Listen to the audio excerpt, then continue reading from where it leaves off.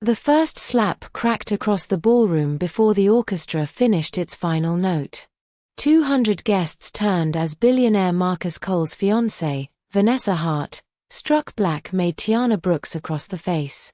Tiana's head turned with the force, but she did not fall. Vanessa's younger sister, Brielle, stepped forward in a red silk gown and shoved the silver tray from Tiana's hands. Crystal glasses shattered across the marble. "You think you can embarrass our family and walk away?" Brielle snapped. Tiana looked from one sister to the other. Her deep brown skin burned where Vanessa's hand had landed. A thin line of blood appeared near her lip, but her expression remained calm. "I didn't embarrass anyone," she said. "I told the truth." Vanessa's smile disappeared. "You accused my sister of stealing. I saw her take the charity bracelet from Mrs. Ashford's dressing room." Brielle laughed. "A maid's word against mine?" Several guests shifted uncomfortably. The diamond bracelet was worth nearly $500,000 and had vanished less than an hour earlier. Vanessa immediately ordered every staff member searched. Nothing had been found. Then Tiana quietly told the security chief what she had witnessed. Vanessa dragged her into the center of the engagement gala and demanded that she repeat the accusation publicly. Tiana had. Vanessa leaned closer. "You should have stayed invisible." Tiana's fingers tightened around her apron. Inside its pocket rested a small black flash drive. That drive contained far more than proof of Brielle stealing jewelry. It held invoices, messages, and bank transfers showing that both sisters had been draining money from the Cole Children's Foundation for nearly a year. Tiana had not deliberately searched for the evidence. She discovered it 3 nights earlier while cleaning Vanessa's study. A laptop had been left open beside a stack of donor reports. One spreadsheet showed emergency medical grants being transferred to companies secretly owned by Vanessa and Brielle. Tiana photographed the files because the foundation had promised to pay for her 8-year-old nephew Caleb's heart surgery. That morning, the hospital called. The payment had never arrived. Tiana began asking questions. Vanessa noticed. Now Brielle moved behind Tiana and grabbed both her arms. "Let go of me," Tiana said. "Make me." The guests watched. Some looked horrified. Others appeared entertained. Near the ballroom entrance, nobody noticed Marcus Cole step inside. He had returned from Dubai 12 hours earlier than planned. His white dinner jacket was damp from the rain. In one hand, he carried a sealed folder from the foundation's overseas auditors. Marcus had entered the estate expecting music, speeches, and his fiancée's carefully rehearsed smile. Instead, he saw Vanessa slap a maid while Brielle restrained her from behind. He stopped. Vanessa raised her hand again. Tiana moved first. She lowered her weight, turned beneath Brielle's arm, and slipped free without striking her. Brielle stumbled and nearly fell into the broken glass. Gasps spread across the room. Vanessa stared at Tiana. What was that? Tiana stepped back. A warning. Brielle lunged toward her. This time, Tiana caught her wrist, redirected her momentum, and guided her onto a nearby chair. Brielle landed hard. No punch. No kick. No visible violence. Only complete control. The ballroom became silent. Vanessa's anger turned to uncertainty. "Who are you?" Tiana released Brielle. "Someone you should have left alone." Marcus stepped forward. "That is enough." Every head turned. Vanessa's expression transformed instantly. "Marcus." "Thank goodness." His eyes moved over Tiana's split lip, the shattered glasses, and Brielle's stunned face. Then he looked at Vanessa. "What happened?" "She attacked us," Vanessa replied. Tiana released a quiet, humorless laugh. Marcus glanced toward the nearest guests. "I saw Vanessa strike her." Vanessa's face paled. "You misunderstood. I also watched Brielle restrain her from behind. She was threatening us. Marcus turned toward Tiana. Were you? No. Why were they confronting you? Because I reported a theft. Brielle rose quickly. She is lying.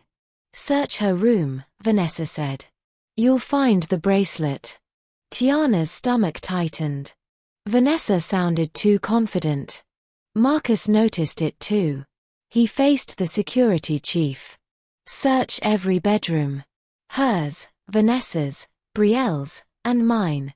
Vanessa's smile vanished. That is unnecessary. If the accusation is false, you have nothing to fear. Security officers moved toward the private wing. Tiana reached into her apron. Vanessa saw the movement. What is inside your pocket? Nothing that belongs to you. Brielle rushed toward her again. Tiana stepped aside, but Vanessa grabbed the apron and tore it along the seam. The black flash drive fell onto the marble. All three women stared at it. Marcus bent to retrieve it. Vanessa stepped on it first.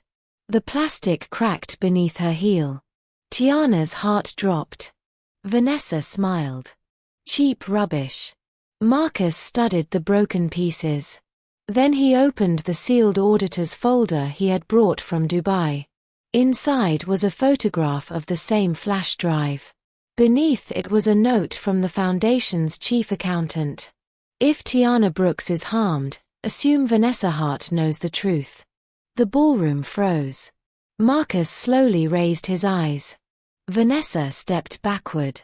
Then a frightened voice came from the upper balcony. Aunt Tiana, they found the video. Tiana looked up. Caleb stood beside the railing holding Vanessa's missing laptop. On its screen, Brielle appeared taking the bracelet.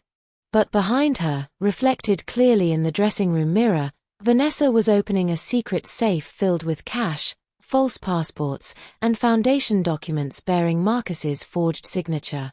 Every face in the ballroom turned toward the balcony. Caleb held the laptop with both hands. On the screen, the video continued playing. Brielle slipped Mrs. Ashford's bracelet into her gown. Behind her, Vanessa opened the wall safe and removed bundles of cash, 2 passports, and foundation contracts. Marcus stared at the forged signature on one document. It was his. Vanessa recovered first. That video is fake. Caleb shook his head. I found it in your deleted folder. Vanessa looked up sharply. You went into my room. He was looking for Tiana, Marcus said. Tiana moved beneath the balcony. Caleb, stay where you are. Brielle rushed toward the staircase. Marcus blocked her. You will not go near him. Brielle pointed at the screen. A child can edit videos now. The security chief stepped closer. The file includes the original timestamp and device signature. Vanessa's face tightened. Marcus turned to Tiana. What else was on the flash drive? Foundation transfers, messages between them, and invoices for companies they secretly control. Why didn't you bring this to me? I tried. When? 3 times. The answer landed harder than any accusation. Tiana explained that she had emailed Marcus's office, called his assistant, and left a sealed envelope with estate security. Every message disappeared. The assistant resigned 2 days later. The envelope returned to Tiana's room already opened. Marcus looked toward Vanessa. You controlled my communications while I was overseas. You asked me to manage the estate. I asked you to organize the gala. I did not give you authority to block employees from contacting me. Vanessa laughed softly. You were never available. Someone had to make decisions. Stealing from sick children was one of them. A murmur spread through the guests. Brielle stepped beside her sister. You have no proof money was stolen. Marcus opened the auditor's folder. The review listed 12 missing grants, 5 false suppliers, and nearly $9 million transferred into shell companies connected to the Hart family. One grant carried Caleb's name. Tiana's stomach twisted. His surgery had been approved 6 months earlier. The money was transferred out 48 hours later. She looked at Vanessa. "You knew he needed surgery." Vanessa did not answer. "You stood in the kitchen and told me the foundation was still reviewing his case. Thousands of people apply for help. You had already approved him." Brielle rolled her eyes. "This is becoming emotional." Tiana stepped toward her. "A child's heart surgery should be emotional." Marcus lifted one hand before the confrontation could escalate. He ordered security to take both sisters to separate rooms. Vanessa refused to move. "This is my engagement party." "Not anymore." The words silenced the ballroom. Marcus removed the ring from Vanessa's hand. She stared at her empty finger. "You cannot do this in front of everyone. You attacked an employee, stole charity funds, and forged my signature. You still need my family." "For what?" "The hospital merger." Marcus frowned. The Hart Medical Network was scheduled to merge with the Cole Foundation the following morning. The deal would give Marcus access to 6 pediatric hospitals. Vanessa's father had demanded the agreement be signed before sunrise. Tiana realized why the gala had been rushed. "The stolen money is hidden inside those hospitals," she said. Vanessa looked at her. That single glance confirmed it. Marcus ordered his attorney to freeze the merger. Before the call could be made, every screen in the ballroom changed. The security footage disappeared. A live video replaced it. Caleb was no longer standing on the balcony. He now sat inside a dark room, tied to a chair. Tiana screamed his name. A man wearing a medical mask stepped into view. Behind him stood Vanessa's father, Richard Hart. He held a syringe against Caleb's neck. "Sign the merger by midnight," Richard said, "or the boy misses more than his surgery." Marcus looked toward the balcony. The laptop lay abandoned beside the railing. A service door swung slowly in the darkness. Vanessa smiled through her tears. "You should have let us leave." Tiana moved toward her, but Marcus stopped her. "Where did they take him?" "I don't know." "You knew this would happen." "I knew my father had a backup plan." Brielle began crying. This wasn't supposed to involve the child. Vanessa turned on her. "Be quiet." Marcus faced Brielle. "Where is he?" She looked toward her sister, then toward the screen. "Old Hart Memorial Hospital." Vanessa slapped her. Security caught both women as they struggled. Brielle shouted over the chaos. "The hospital closed after the fire. There are tunnels beneath the surgical wing." The video timer appeared beneath Caleb's chair. 59 minutes remained. Then Richard Hart leaned closer to the camera. "And bring Tiana Brooks. Her nephew is not the only reason we need her alive." Marcus's convoy reached the abandoned Hart Memorial Hospital with 38 minutes left on the timer. Rain struck the boarded windows, and the ruined building stood behind rusted gates like a place the city had chosen to forget. Tiana sat beside Marcus in the lead vehicle, her hands clenched around the torn edge of her apron. "Caleb is frightened of hospitals," she said. Marcus looked at her. "Because of his heart condition?" "Because his mother died in one." Caleb had been 6 when Tiana's older sister passed away after an emergency surgery. Since then, every hospital corridor reminded him of the night Tiana became the only parent he had left. Marcus placed a small earpiece in her hand. "You stay connected to me." "Richard asked for me." "That does not mean he gets you alone." Behind them, Brielle sat between 2 security officers. She had agreed to guide them through the tunnels in exchange for protection from her father. Vanessa remained at the estate under guard. Before leaving, she had given Marcus one warning. My father doesn't negotiate. He stages choices. At the hospital entrance, Brielle pointed toward a chained service door. The main lobby is trapped. We use the old delivery tunnel. The security chief cut the chain. Cold air rolled from the darkness below. They descended beneath flickering emergency lights. Water dripped from cracked pipes, and faded signs pointed toward surgery, radiology, and pediatric care. Tiana stopped beside a wall covered with children's handprints. One blue handprint had Caleb's name beneath it. The paint was fresh. He was here, she whispered. A speaker crackled overhead. Richard Hart's voice filled the tunnel. Send Tiana forward. Everyone else remains where they are. Marcus looked toward the ceiling. You release Caleb first. Richard laughed. You are standing inside my hospital, Marcus. You do not make the rules. A metal door opened at the end of the corridor. Beyond it, Caleb sat beneath a surgical lamp with his wrists tied to the arms of a wheelchair. A transparent tube ran from a medicine bag toward his arm. Tiana's blood turned cold. What are you giving him? Richard stepped from behind the chair. Nothing yet. He wore a dark medical coat and held a remote in one hand. But that can change. Marcus's security team raised their weapons.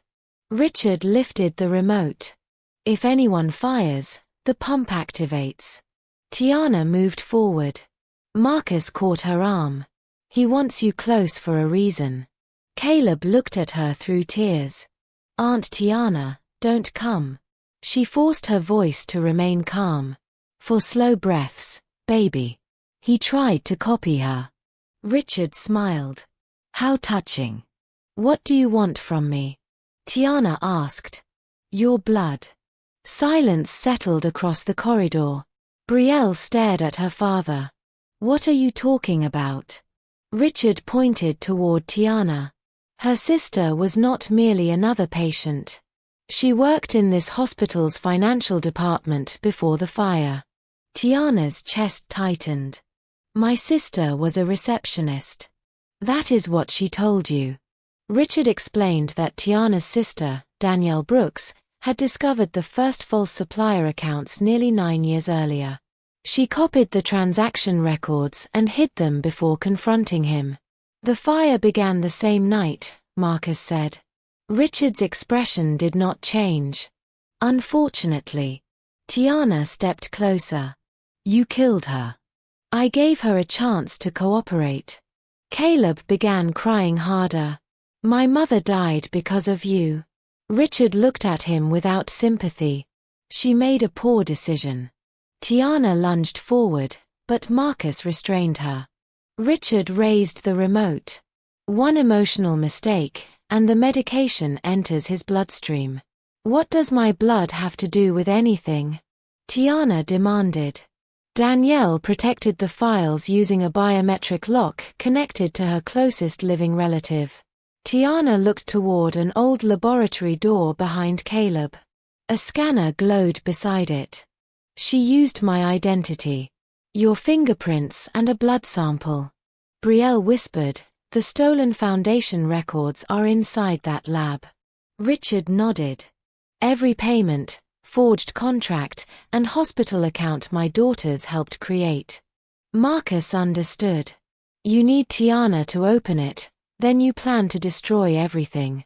Along with the only witnesses who matter. Brielle stepped backward. You said you would protect us. Richard looked at his daughter. You and Vanessa became liabilities the moment you were exposed. The timer above Caleb's chair reached 18 minutes. Tiana faced Marcus. I have to open it. No. If I don't, he activates the pump. If you do, he kills everyone after he gets the records. Tiana studied the room. A steel tray stood near Caleb. On it were syringes, medical tape, and a small glass vial. Reflected in the tray, she saw a second security camera hidden above Richard. Its red light blinked. This was being recorded. Richard wanted footage showing Tiana entering the lab and handling the records. He planned to frame her as the thief who destroyed the evidence. Tiana looked at Brielle. Does the lab have another exit? Brielle hesitated. A specimen chute leading to the old pharmacy. Richard's eyes sharpened. Be quiet. That was enough confirmation. Tiana approached the biometric scanner. She pressed her thumb against the glass.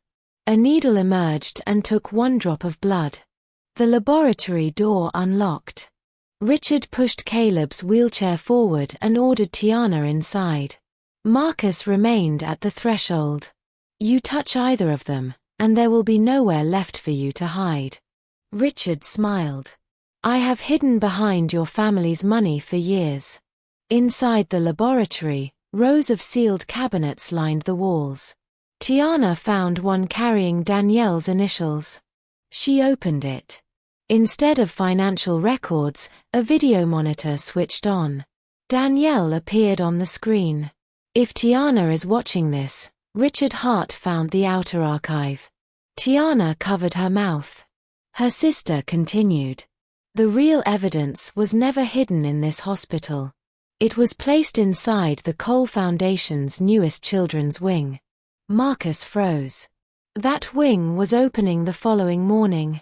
Hundreds of donors, doctors, and children would be inside. Danielle's final words filled the room.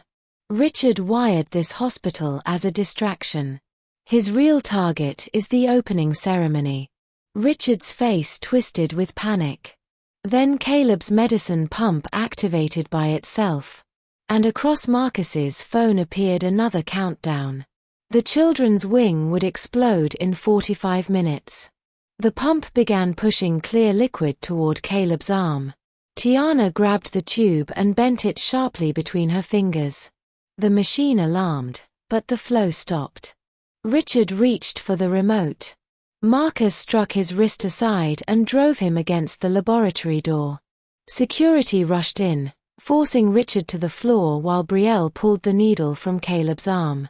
He didn't receive any, she said, checking the line. Tiana untied her nephew. Caleb collapsed against her. The children's wing, Marcus said. We have 43 minutes. Richard laughed from beneath the guards. You will never clear the building in time. Marcus crouched beside him. Where is the device? You think I would tell you? Tiana looked at Danielle's video screen. Her sister had not left only a warning. A small symbol blinked in the lower corner, a blue handprint inside a circle. The same symbol painted on the hospital corridor wall. Danielle created a map, Tiana said. She touched the symbol. The screen changed, showing the new Cole Children's Wing. Red lines ran through the ventilation system toward a central oxygen storage room. Marcus called the Foundation director. Evacuate everyone from the children's wing. Do not announce a bomb. Use a fire drill and move patients through the east exits. The director hesitated. The opening begins in 30 minutes. Cancel it. Marcus sent the map to police and the bomb squad. Then another message appeared on the screen. Second device requires internal authorization. Brielle stared at the words. Vanessa. Richard smiled. She is the only person with access to the Foundation's emergency system. Marcus called the estate. No answer. The security feed showed Vanessa's room empty, one guard unconscious, and a service gate standing open. She escaped, Marcus said. Richard's smile widened. She always was the smarter daughter. Brielle's face hardened.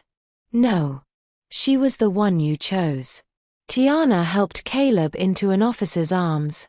Take him outside. I'm not leaving you, Caleb cried. You are helping me by staying safe. He held her neck tightly before allowing the officer to carry him away. Marcus ordered security to transport Richard under armed guard. But as officers lifted him, the abandoned hospital's lights failed. A blast shook the lower corridor. Dust fell from the ceiling. Richard twisted free and ran toward the specimen chute. Tiana followed. He reached the pharmacy level and tore open a cabinet containing old medicine bottles. Behind them was a narrow metal box. Inside lay a satellite phone. Richard dialed one number. "Activate the second device." Vanessa answered through the speaker. "I already did." A new countdown appeared on Marcus's phone. 12 minutes. The bomb squad reported that the oxygen room device was only a decoy. The real explosive was moving through the building. Security cameras showed a medical supply truck entering the underground delivery bay. On its side was the logo of Heart Children's Relief. Tiana recognized the driver. It was Vanessa. And strapped inside the truck were enough explosives to destroy the entire new wing while the evacuation routes were still crowded. Marcus looked at Tiana. "We have to stop that vehicle before it reaches the basement." Behind them, Richard raised the satellite phone and pressed another button. Steel fire doors slammed throughout the old hospital, trapping Marcus and Tiana underground. Above them, the final countdown reached 10 minutes. From the corridor, Tiana heard Danielle's recorded voice return through the emergency speakers. "The blue handprint opens every fire door." Tiana looked toward the wall beside Richard. Beneath years of dust, a child-sized blue print waited near the floor. But Richard was reaching for it.